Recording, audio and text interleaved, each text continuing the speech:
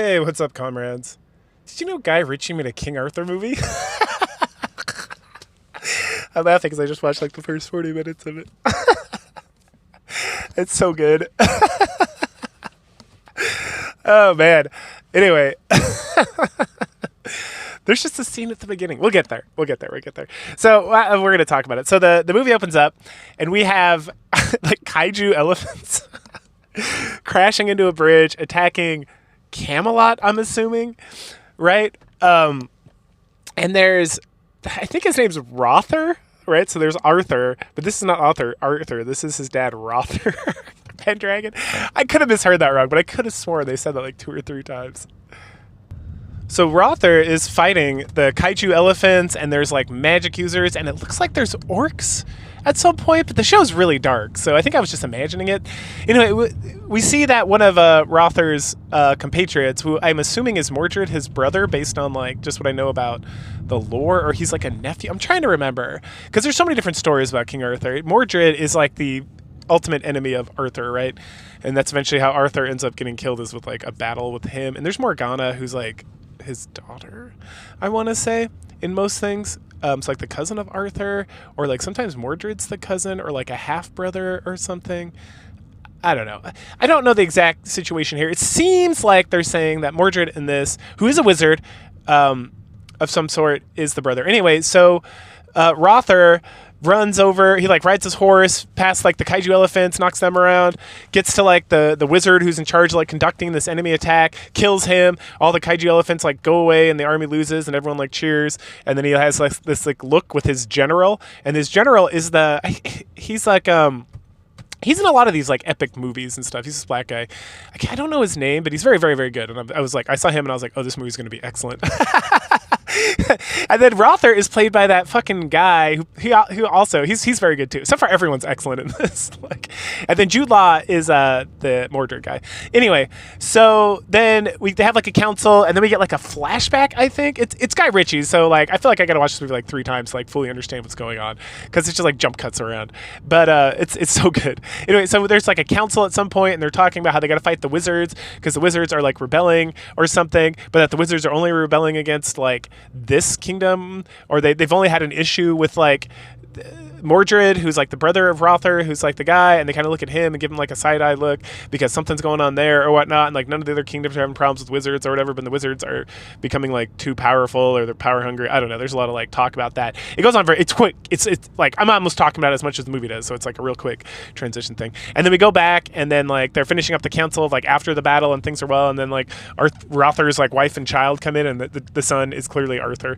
Anyway, and so then they're like chit-chatting and something, and then like later in the evening, Rother gets his wife and kid, is like, we got to go right now. And so they start heading out, and she's like, what's wrong? And he's like, don't worry, I have the sword, something. And then like a bunch of people get stabbed and killed and like backstabbed, but Arthur is able to get into like a boat and pushed out to sea before like his mommy gets killed, and he sees his mommy die, which is super sad. And this other woman gets killed, and I was like, I don't know who the fuck that is.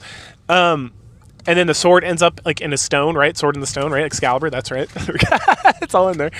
And then Arthur ends up like sailing down to London town, and there he gets picked up by some prostitutes, or I guess I don't have to be prostitutes. They work at a brothel, so yeah, they're prostitutes.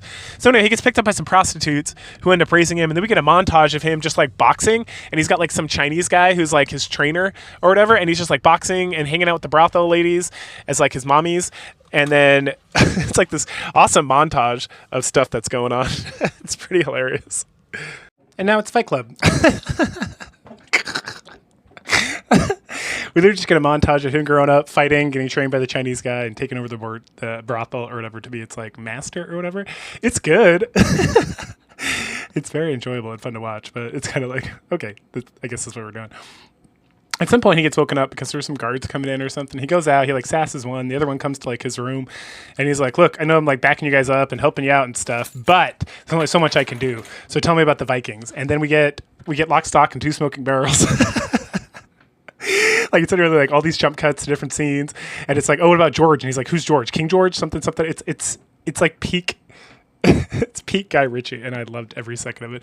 But essentially, it's just so good. You have to see it.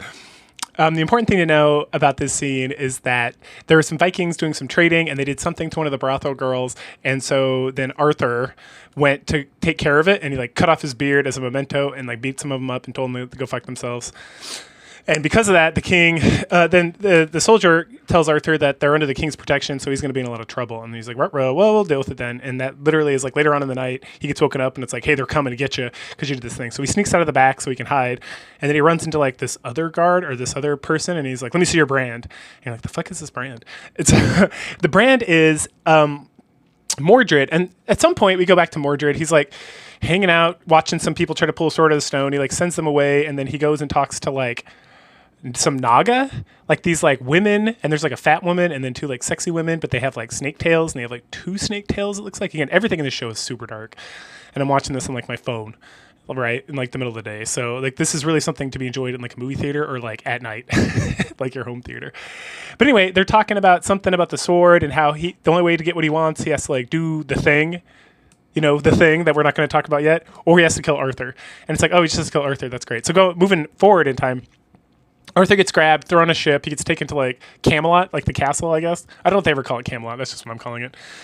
And then he shows up, and everyone's like standing in line to like try pulling the sword. And if they don't pull the sword, they get the brand. So he like pushes his way through, and he walks up to like guards. He's like, "What the fuck do I need to do here?" And like, just pull the sword out of the stone and get your brand, or you know, try to pull the sword and then get your brand. So he goes up there and he grabs it with one hand, and he's like, "Whoa!" And he like shocks him, and they're like, "Use two hands, motherfucker!"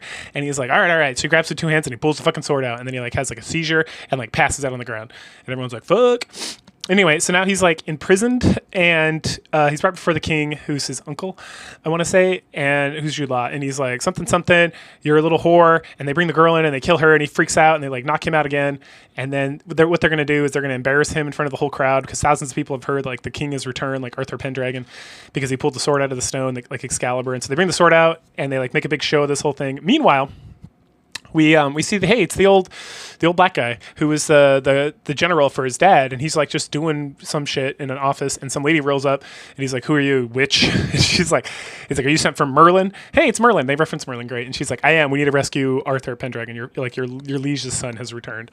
And he's like, And so then we get a big scene where they're all in a square and they're about to like behead him because he refuses to take the sword, and this is like the embarrassment. And once he kills him, then he'll be like the rightful, king of all Camelot, because no one else will be able to do whatever, something.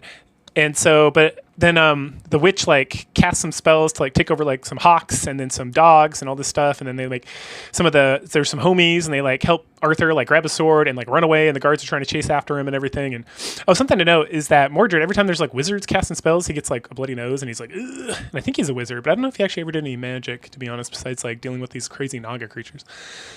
Anyway, so they run, and then for some reason, the babe wizard like takes off her cloak so we can see like more of her. He gets fan service, and then she jumps in the water, and some other guys jump in the water, and then Arthur and like this other homie, who I don't think any of these guys are the homies from the brothel. They could be, but they look different.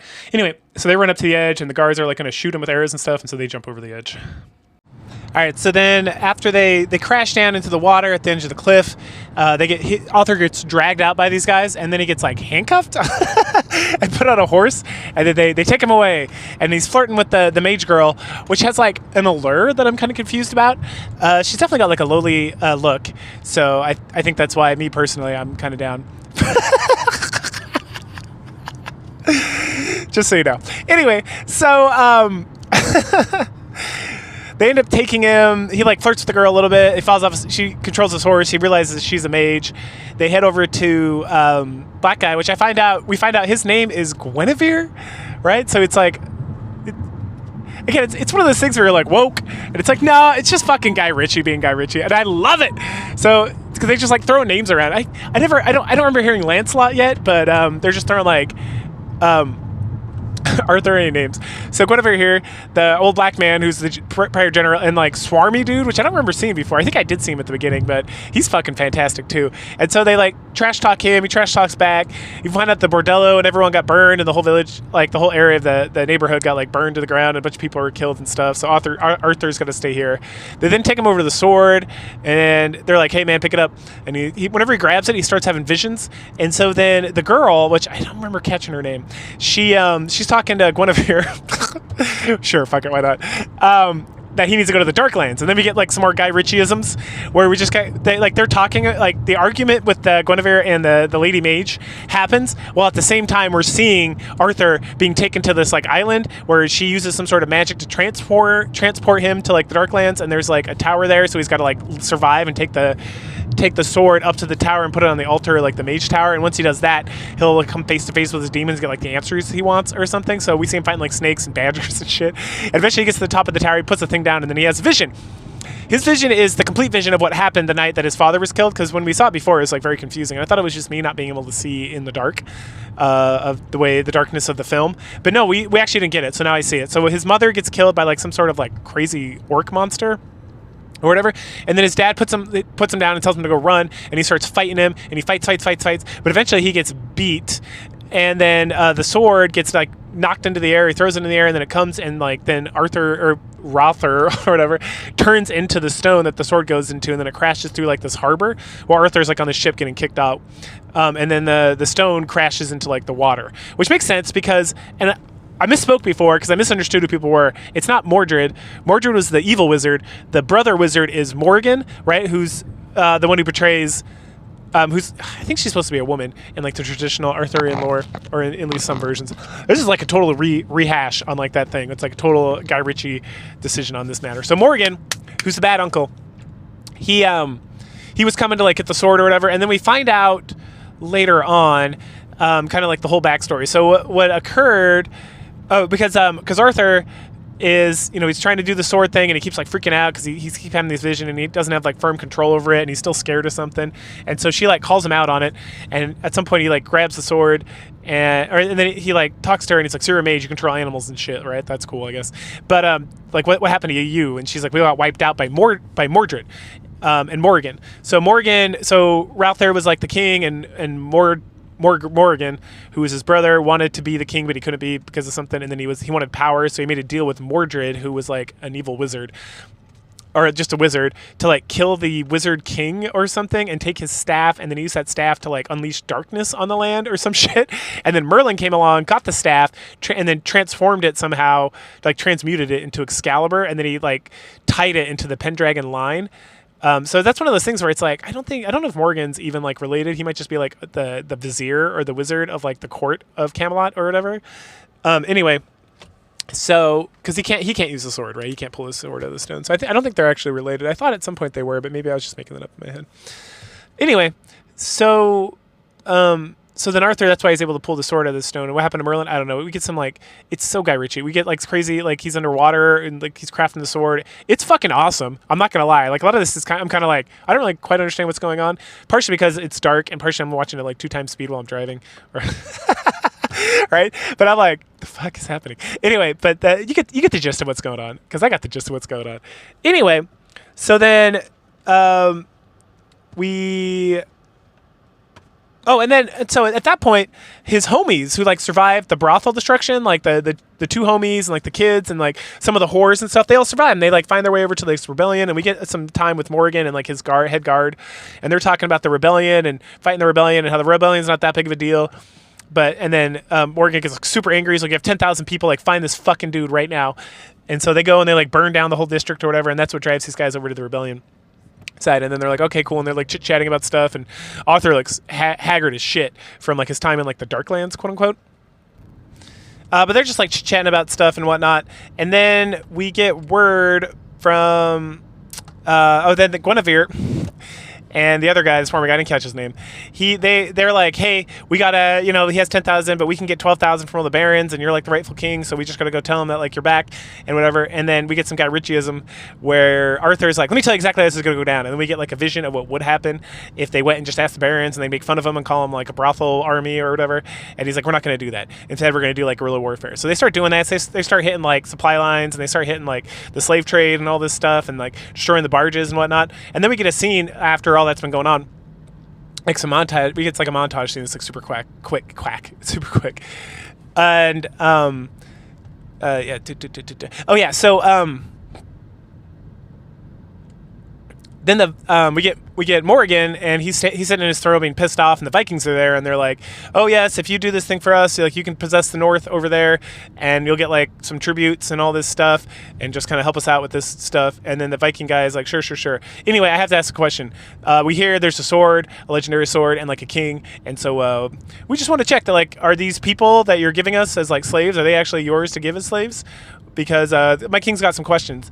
And then they're like, how dare you, something. He's like, all right, I was just asking. I just had to ask, I had to do right by my king. And then they take off, so clearly something's going on there. And then Morgan's like fucking pissed. And then he's like, I need to meet with all the barons. And so they get that set up. And then Morgan has like a daughter.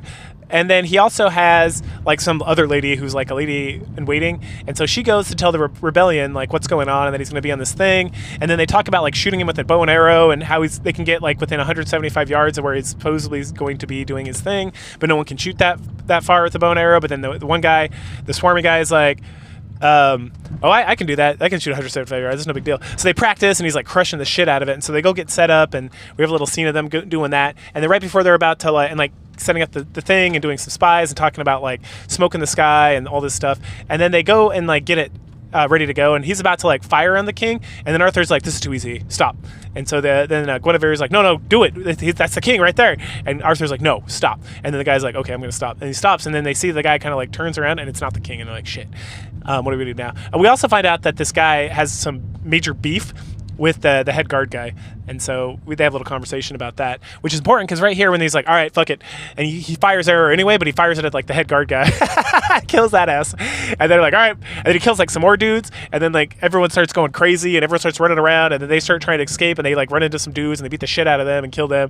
And they're running around some more, and they're fighting guys and trying to escape. And one of his homies gets like stabbed or cut up, and he's like, hey man, just stay here and pretend like you're not part of it. It's cool. And so then they go and they're like escaping. And then at some point they in this whole process, they kill some more guys, and then they get to like the little Chinese guy's like arena. So I guess they're like in London town, and they're all like, what's going on? And he's like, something. He's like, we will fight for you. And he's like, no, you guys need to leave. This is not your fight. Something. It's like, no, we've been training our whole lives for this. We're going to fight for you. And then some archers like hop up on the building, and then Mage Girl like casts like her summon animal spirits or whatever, and a bunch of crows and shit come down and like fight all the archers off. And so then the guards are coming in, and they're like with swords, and they're fighting, and like the Chinese guys they're fighting, and it's like they're evenly matched, except for the enemy's got like a lot more dudes.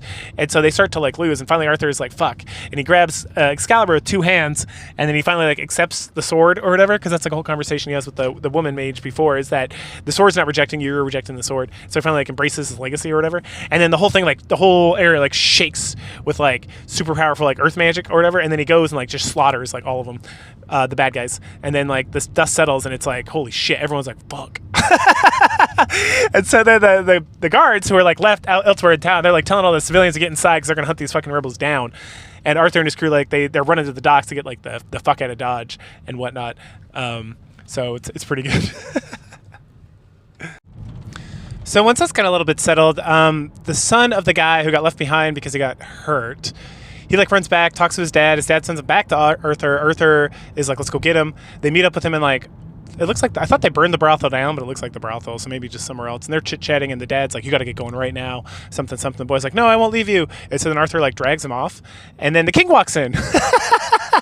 Morgan, hey, there he is. And he's like threatening him and stuff. And then the boy just like comes back, and he's like, oh, hey, sir, I was just fucking around. I don't know what's going on here. And he's like, oh, yeah, you don't know this guy? And he's like, no, sir, I don't know this guy. And so he's like, oh, you don't care if I take his ears? And he's like, they're not my ears, your majesty. And then he cuts the ear, and he's like, no, dad. And he's like, Jesus Christ. And then I don't think it's Arthur. It was hard to tell because it was so dark. But some other guy like shows up, grabs the kid, and like takes off, and then that guy gets like killed. And we find out like through Guy Ritchie isms that when he was stumping off before, that they were following him so they could like try to entrap the king, but they don't. Anyway, so then Arthur and his men are like chit-chatting or whatever, and then Arthur gets like super mad because like his homie, because that guy was one of his super homies, like is dead, and he's like, fuck, I hate this, I don't want the sword. He gets like a discussion about that, and then he goes and like throws the sword. Wait. Yes. Wait. Yeah. Okay. I'm trying to remember the order of things. So then he goes and to like throws the sword into the lake, and it's very dramatic. And then the lady of the lake, of course, shows up and like grabs the sword, and then he's like in some marsh somewhere, just like being upset, like hitting the ground, and it's kind of wet, and then he gets like pulled into the ground, and it's the Lady of the Lake, and she's like, look, motherfucker, take a look at what's going to happen if you let your uncle. So officially, yes, it is. Morgan is the uncle of Arthur, the brother of Rother, the king, or whatever his fucking name was. Anyway, so my bad. Again, it was kind of confusing for me because I'm an idiot. But so Arthur gets shown like the devastation and everything, and he sees some woman there. I don't know, we keep seeing this woman. It kind of looks like the woman who's like the lady who works for the king that like betrayed him, which he like called her out on like betraying her. But then we see her again later, and like she received like no punishment. She just like went back to being like a lady in waiting for like the princess, who's Arthur's cousin and the daughter of Morgan, who shows up periodically just to be like, oh, I love my daughter very much, because it's important, because something I didn't realize earlier, we'll get to it in a minute. Anyway, so then Arthur sees devastation and everything. He's like, fuck it, let's do this. So then he gets back together with his crew, and he's like, all right, guys, we're going to go and assault the castle like dead on, and we're just going to fucking take this place. And like, I've had enough of this bullshit. Also, he has a conversation with the mage lady about using the sword, and that, you know, the sword, he's like, I didn't feel like I was in control, I felt like the sword was in control, and she's like, you accepted it, blah, blah, blah. And he's like, all right, yeah, whatever. Anyway, and then, the Lady of the Lake also says you got to trust the mage, which is important. And so they head back to like their little rebellion headquarters or whatever, and no one's there. Like the boy, Bluey or whatever, and then the mage lady. And so, but then there's one of the guards of the king, and he's like, hey, oi. And then they have like a very Guy Ritchie conversation about how the king wants Arthur to give up, or, you know, if he's got to bring like the sword, and then he'll get like the mage lady back or whatever, and then Arthur can like give up, and then he'll like leave everybody alone. And then the guy's like, hey, and then they're about to like fuck this guy up, and he's like, hey, whatever you do to me. And it's the whole conversation is like, oh, this food here is not very good, my wife's expecting me a little bit, so I'm glad you guys showed up, because it's one of those like Guy Ritchie things where you're like, the fuck is this conversation going? I love it. It's so good. It's fucking just fun. That's all that matters. Like, I had a good time. Okay, so then he wanders off, and then we get this like bizarre scene where I was kind of confused because and then we just see Guinevere, Guinevere, or however the fuck they pronounce his name, the old black guy. He goes and delivers Excalibur directly to Morgan, Pendragon. So I guess he can use the sword, right? He never does. Well, he does like one time, and it fucks him over. Anyway, so they keeps him the sword, and then he gets the mage, brings her back, and then the mage does some like magecraft on Arthur to make him like, I don't know, it makes he gets like bitten by a snake, so that he's like partially poisoned. And I think the reason why is because then she has like an eagle control the same snake to be delivered to where Arthur is, so that I think it's to like tie the snake and him together so that the snake can find him. I don't remember the movie ever explaining this. I just, in my head, I was like, what the fuck was that about? Because he's literally having like hallucinations and stuff while he's like wandering, and I was like, well, why is this happening? And it's like, it's cool, so I guess pass. I'll allow it. Anyway, so at that point, Arthur gets brought before Morgan, and he's like, that's it, I've had enough of this bullshit, it's time for this to end. He like picks up the sword, and he's walking towards Arthur to like supposedly kill him for good this time, when the snake like leaps down at Morgan, and then Morgan like throws the sword at the snake at the last minute because he sees him, and then it's like ruh-roh, because the snake turns into a giant fucking snake. like a fucking like from a Sekiro, like that. It's huge, and it just kills like everybody. It fucks the king up. It kills everybody in the room. The king's able to get away, but he's all bloodied and shit, and Arthur's just standing there looking at the snake, and the snake's like, bah! And it like takes off. And so Arthur picks up the sword, and then we go back to Morgan, and he stumbles, and we get the recall that like, you know what it's gonna take if you want the power, by like the tentacle beasts that live in his basement. So he like stumbles up to like the princess, he dismisses the women, and that's where I'm like, hey, that bitch is still working for him? Like, he literally caught her like betraying him, and like called her out on it, and she's like, tee-hee, and it's like, all right, get back to work. Like, the fuck? Anyway, so then he goes to his daughter, and he's like all sad, and he's like, I love you. And she's like, I love you too, Dad, why are you acting weird? And then he like stabs her, and then takes her down to like the pit and throws her to like the monsters. And then while that's happening, at the same time, Arthur, braces the sword, and like he heads out, and there's like all these men, and he just kicks the shit out of him because the Excalibur casts like a haste spell on him, as well as having like earth magic, as well as like other fucking skills. So it definitely has earth magic powers, and then it also has like time slowing powers. Or time speeding, I don't know. It either speeds him up or slows him down. Anyway, he kicks the shit out of them. He's like grabbing arrows out of the sky and like tossing them back, and he just like massacres a whole bunch of them. And then the spell like runs out of juice or whatever. And then he's standing there, and he's surrounded by guys, and then they all just like throw their swords down and bow to him because they're like, fuck this. Meanwhile, while that's going on, there's like a whole nother battle that's far less fun going on elsewhere with like all his like knights, if you will. And we get their names later, and it's like hilarious. It's like all I could do was smile and laugh because it was like, all right, you threw them in there. That's hilarious. No Lancelot ever. But what was I talking about? Oh, okay. So then they're fighting their battle, and then Arthur like goes to like the wizard's tower because that's what the mage told him to do, and the Lady Lake told him to do what the mage was going to do, and so he heads over there, and then he like. As soon as he walks into like the tower, it like activates and transports him to like the dark world or some other place. And there's the monster that killed his dad. And it's actually, we find out, oh, it's Morgan. And then it's like, oh yeah, at the very beginning we saw this like woman killed. And I was like, the fuck is this? And I'm guessing it was like either Morgan's wife or another daughter that he sacrificed these monsters so that he'd have the power to fight Rother and kill him. And then we get more of like what happened there. So we get like the final scene of it. So we got like nothing except that he saw his mom die and his dad, something happened. And then we get like the whole scene with the fighting and how the dad like threw the sword in the air and it landed. But then we get like another scene because the monster's like, that sword belongs to me. And then he has like a flashback and he remembers like seeing Morgan say the same thing to his dad after the dad was stabbed by him in the back when he was like letting Arthur flee at the very beginning of the movie.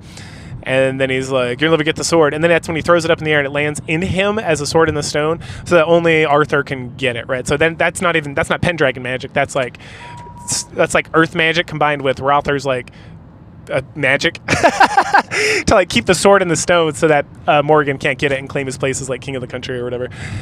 All right, so all that makes sense now. So everything, honestly, at that point, I'm like, oh, everything makes sense. Okay, everything's tied up in a cute little knot. Like, I get it. All right, excellent. Good job, Guy Ritchie. Like, I have no questions on anything that occurred. Like, it's all ridiculous nonsense, but at the same time, it's like logical, ridiculous nonsense. It's like shonen anime logic. Which, speaking of shonen anime, then we get a badass like shonen anime battle between Arthur and this like creature, and he's like, he cuts off like the arm and like it magically reconstructs, and the guy's got like this crazy like two-handed scythe or two-bladed scythe or something, and they're going back and forth, and then Arthur gets like hammered down into the ground, and then he's like, you know, he gets himself back up by his bootstraps using the power of friendship, because friendship is magic.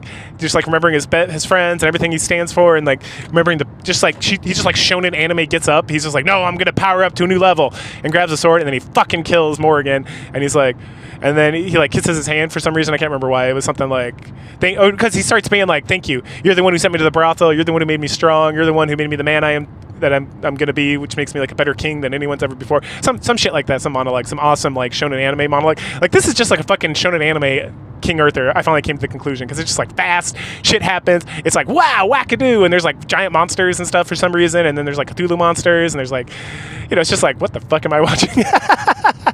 And it's like powered up, and he powers up again, and it's like, you know, and there's like a lowly waifu, like it's so good. Anyway. So at that point he kills him, and then we get some very Guy Ritchieism after he's dead, where it's like first they like burn all the corpses of the dead because that's how they do things in England, I guess, back in the Dizzle, because of like the Viking heritage or whatever. Anyway, so then the actual Viking, so then we get like the juxtaposition shots where it's like the Vikings are like there being like, well, your prior king promised that he would give us like these slave children, and then Arthur's like, go fuck yourself, I'm not that like this, I don't represent myself, I represent all of England, we're not giving you shit all. And then they all bow to him, and at the same time he's like working on like a round table, and everyone's making fun of him like, how the fuck did you get this in the room? Did you build this here? Like the fuck you this by yourself? They're all teasing him and stuff, and he's like, no, because they're like, what is this, like corkscrew or like a wheel or like what is this? And he's like, it's a table. And it's like, oh, it's Knights of the Round, got it. And then at the same time, at a different time, well, it's also being juxtaposed. There's like 3 different time frames all juxtaposed on top of each other. Like, it's so Guy Ritchie. It's fantastic. It's confusing as fuck, you know? So it's like one of the things you like, really pay attention. You're like, wait, what's happening? Oh, wait, that's that time frame. Okay, that happened later. Got it. Okay, everything makes sense. And so the last thing is then he gets Guinevere to like knight everybody. It's like all his homies, and then it's like, oh, there's Tristan, there's Percival, there's William, there's George. Got it. Okay, George, that's right, Knight George. Okay, got it. It's like all the knights that are out except Lancelot. Fuck that guy. Maybe they're gonna put that in a sequel. And then he gets God, what's his fucking name? No, I think maybe he gets William. William's the archer guy. Yeah, it's William there. William is the archer. That's right. So I'm just trying to remember Arthurian lore to like put these pieces together. That's right. But the Knight William was like an archer. Okay, so then he like at some point he's wearing something. And I'm like, he seems like he's kind of like a priest as well, or like a religious figure. Just the way he's dressed. There's nothing in the show other than that to like implicate that. Unless I missed it. Anyway, so he essentially coordinates Arthur. He like makes him a knight as well. I don't know why he did it and not Guinevere, but that's how it went down. Okay, and then at the end we just see the lowly mage. She's like out watching like the town. She's clearly not going to stick around, unfortunately, because I really wanted Arthur to like bang the shit out of her. But whatever. Maybe he's into breasts, and she definitely was lily. So he's maybe not. He's just like, eh. He did grow up in a brothel, so he's probably super into like thick chicks. Anyway, so then we see his coronation ceremony, and then he lifts the sword over his head, and the screen like zooms in on that, and it's like da-da, and then it plays some like fun, intense music as the credits roll. So,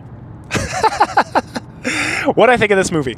As I'm watching this movie, I'm like, I can see why people hate this. I love it. This movie was 100% made for me. Like, it's like a Guy Ritchie movie with like fighting and some like crazy monsters. Like, I could not ask for anything else. Like, I would definitely, I would literally go back and watch this movie like again. Like, if I had some bros, like when Gladiator came out, when I was like in high school or whatever. Yeah, I was like in high school. I was like 16 or 17, 18, something like that. You know, so when Gladiator came out, I went and saw it. Like, I literally skipped school. I was like, I'm going to watch this cool movie.